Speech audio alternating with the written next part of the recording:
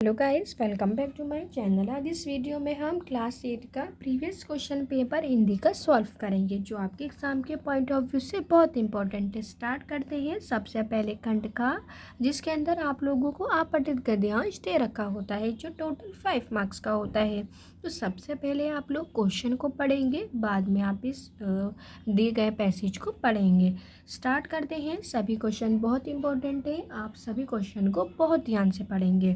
लोग क्या चाहते हैं, क्वेश्चन में क्या बोला गया है कि लोग क्या चाहते हैं। तो आपको फर्स्ट पैरे में जब आप पढ़ोगे तो आपको आंसर मिल जाएगा। लोग चाहते हैं कि सरकार उनकी भलाई के लिए कार्य करती रहे।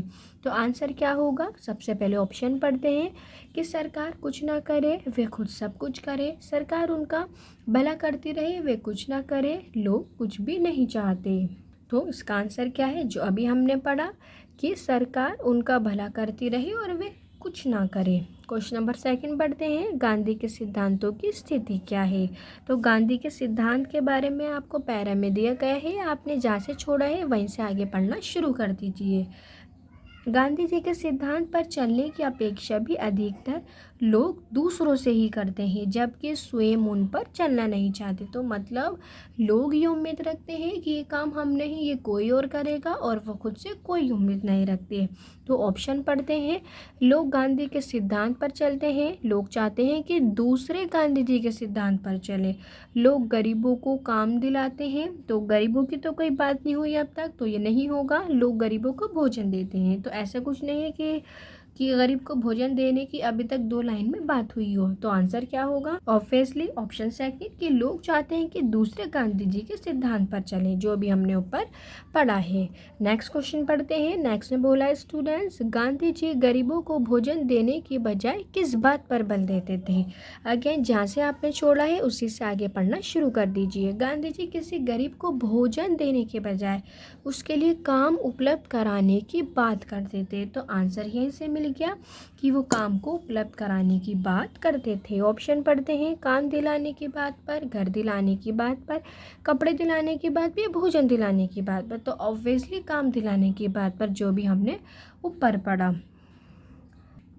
नेक्स्ट क्वेश्चन पढ़ते हैं। स्टूडेंट्स, बोला गया है गांधी जी किस बात का खुला विरोध करते थे। तो जहाँ से आपने छोड़ा है वहीं से पढ़ना शुरू कर दें।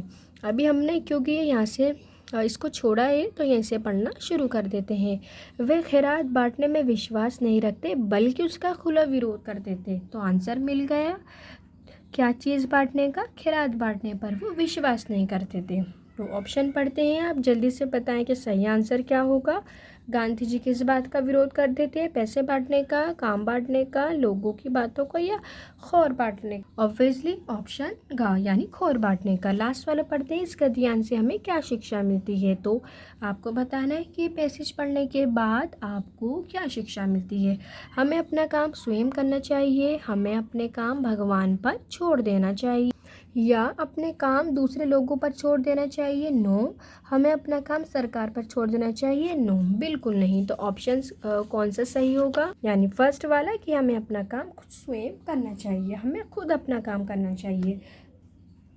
तो यहाँ से अब क्वेश्चन नंबर 2 शुरू होता है, जो 5 मार्क्स का है। आप इसे बहुत ध्यान से सुनेंगे। स्टार्ट करते हैं। निम्नलिखित काव्यांश दे रखे हैं को पढ़कर पूछे गए प्रश्नों का सही विकल्प चुन करके लिखना है। याद रखना है आपको, ये 5 मार्क्स का है टोटल। तो अब देखते हैं इस टाइप से क्वेश्चन गिवन है। सबसे पहले क्वेश्चन पढ़ते हैं। कवि ने धरा के अमर सपूतों को क्या करने के लिए कहा है। तो आपको बताना है कि धरा के अमर सपूतों को, जो कवि है वो राइटर है, उसने क्या करने के लिए कहा है। पढ़ते हैं। उठो, धरा के अमर सपूतों से उठने को बोला है, वो नया निर्माण करो, यानी कुछ नया निर्माण करो। तो आगे पढ़ते हैं। जन जन में जीवन में स्फूर्ति लाने के लिए भी कहा गया है, और नई प्रात है, नई बात है, नई किरण है, ज्योति नई, नई उमंगे हैं और नई तरंगे हैं।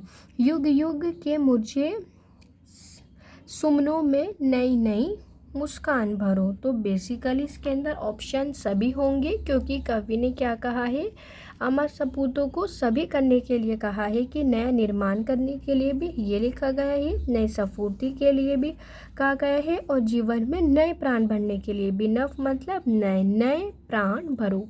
तो ऑप्शन क्या होगा, उपयुक्त सभी। आप भी अपने एग्जाम में दिए गए काव्यांश को बहुत ध्यान से पढ़ेंगे। नेक्स्ट पढ़ते हैं, कवि युगों युगों के मुरझाए समूहों में क्या भरना चाहता है।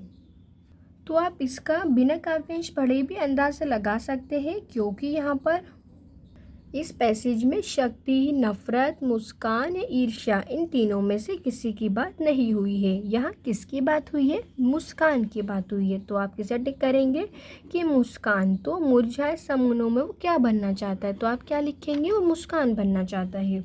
नेक्स्ट पढ़ते हैं, इनमें से क्या क्या नया है। तो नया बताना है, इनमें से क्या क्या है, बात या प्राप्त है। नो, ऐसी कोई बात नहीं गई कि कहीं पैसेज में। उमंगे तरंगे की भी कोई बात पैसेज में नहीं हुई है। किरण ज्योति, यस, ऊपर दिए गए लाइंस में यहाँ पर किसकी बात दी गई है, किरण और ज्योति की। सॉरी स्टूडेंट्स, यहाँ पे उमंगे और तरंगे की भी बात की गई है। यहाँ पर प्रात बात भी की गई है, ये लिखा हुआ प्रात बात, क्योंकि क्वेश्चन में बोला है इनमें से क्या क्या नया है। तो प्रात बात नया है, क्योंकि नई दे रखा है। नई क्या के किरण ज्योति है, उसे भी नई दिया गया है। नई उमंगे, नई तरंगे। तो ऑप्शन क्या होगा, उपयुक्त सभी, क्योंकि ऊपर दिए गए काव्यांश में सभी की बात की गई है। तो आंसर इज उपयुक्त सभी। नेक्स्ट पढ़ते हैं, मुझे सुमनों का वास्तविक अर्थ क्या होगा। तो आपको उसका अर्थ बताना है कि इसका क्या मीनिंग है। मुरझाए हुए सुमन, मुरझाए हुए फूल, निराश से भरे हुए सुंदर मन, या मुरझाए हुए सुंदर मन। तो आपने अगर इसकी पोयम पढ़ी होगी तो आपको पता होगा कि मुझे सुमनों का मतलब उसमें दिया गया था मुरझाए हुए सुंदर मन। तो आप किस पे टिक लगाएंगे, मुरझाए हुए सुंदर मन, यानी इसका रियल का अर्थ, वास्तविक अर्थ देता है। अब आपको यहाँ बताना है कि सफूर्ति का विलोम शब्द है। विलोम शब्द बताने हैं, विफूर्ति होगा, आलस्य होगा, आनंद होगा, या प्रसन्नता होगा। सफूर्ति मीन्स क्या होता है, फास्ट। तो इसका अपोजिट क्या होगा, आलसी, यानी जो लेजी है। तो ऑप्शन खा इज करेक्ट। खंड खा में आप लोगों को व्याकरण ग्रामर गिवन है, पढ़ते हैं, निर्देशानुसार उत्तर दीजिए। फर्स्ट दिया गया है, क्रिया किसे कहते हैं, उदाहरण सहित लिखिए। तो एक एक करके मैं आप लोगों को समझाती हूँ, तो क्रिया की डेफिनेशन आपको याद होनी चाहिए मेरे दिखाने से या मेरे समझाने से पहले। पढ़ते हैं, क्रिया वे विकारी शब्द है जिसमें काम के करने या होने का बोध हो। जैसे बेसिकली से वर्ब कहते हैं जिसमें किसी काम का करना या होना पता चलता हो, उसे हम क्या कहते हैं, क्रिया कहते हैं। अगेन वेरी इंपॉर्टेंट स्टूडेंट्स, ये आप याद रखेंगे, क्रिया के मूल रूप को धातु कहते हैं। वेरी इंपॉर्टेंट, आप याद रखेंगे, क्रिया के मूल रूप को हम क्या कहते हैं, धातु कहते हैं। क्रिया के रूप धातु से बने होते हैं। जैसे खा, तो खा से क्या होगा, खाऊंगा, खाता, खाऊं, खाए। तो ऐसे करके ये सब क्या है, इसमें किसी न किसी काम का करना पता चलता है। नेक्स्ट पढ़ते हैं, पर्यायवाची शब्द। पर्यायवाची शब्द आपको पता होने चाहिए, मैं ऑलरेडी एक सेपरेट वीडियो अपलोड कर चुकी हूँ, आप वहाँ से अपने एग्ज़ाम की प्रिपरेशन कर सकते हैं। तो अब बोला गया है श्री कृष्ण और मधुकर। तो श्री कृष्ण का पर्यायवाची क्या होता है, श्याम, घनश्याम, गोपाल, केशव। आप इसे याद रखेंगे स्टूडेंट्स। अगर आपको नहीं भी पता था तो अब आप इसे याद रखेंगे। मधुकर का क्या होता है, भूरा या भ्रमर। नेक्स्ट क्वेश्चन पढ़ते हैं, एक प्रत्यय लगाकर नया शब्द बनाकर लिखिए। तो आपको एक से क्या करना है, एक नया शब्द बनाना है, याद रखना है, इसको लगा करके, प्रत्यय लगा करके। जैसे कि क्या हो गया, ऐतिहासिक, मालिक। तो ऐसे करके आप वर्ड्स बनाएंगे, क्योंकि अभी हमें ये 1 मार्क में दे रखा था, तो आप एक ही शब्द को बनाएंगे, आप अपने पेपर के अकॉर्डिंग ही चलेंगे।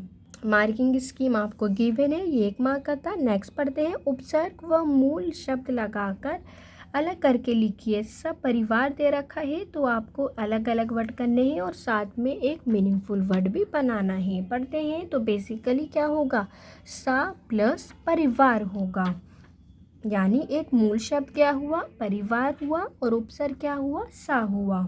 जैसे यहाँ लिखा गया है, सा अलग है, उपसर्ग और परिवार अलग है, जो एक मीनिंगफुल वर्ड को बताता है। तो आप याद रखेंगे, जब भी ऐसे टाइप के क्वेश्चन आपको दिए जाएंगे तो आप एक लास्ट में आपका मीनिंगफुल शब्द बनना चाहिए जिसका सेंस बनता हो।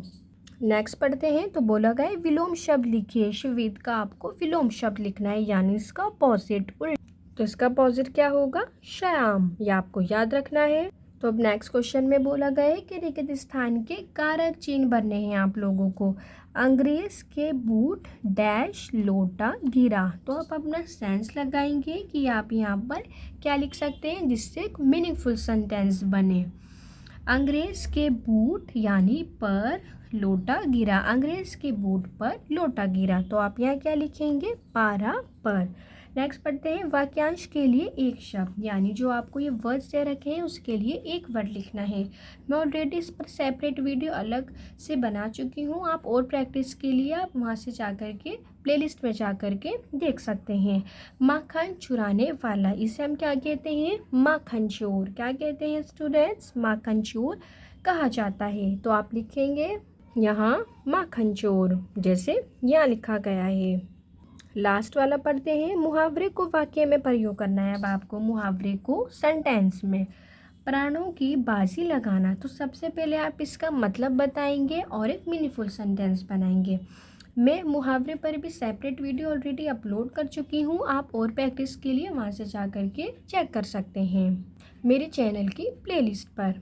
तो स्टूडेंट्स अर्थ जानते हैं इसका मतलब क्या होगा, जान न्योछावर करना। सभी स्टूडेंट्स इसे याद रखेंगे, क्या मतलब होगा, जान न्योछावर करना। अब आप एक कोई भी मीनिंगफुल सेंटेंस को बनाएंगे, जैसे लिखा गया है, झांसी की रानी ने अंग्रेज़ों से झांसी का राज्य वापस लेने में प्राण की बाजी लगा दी थी।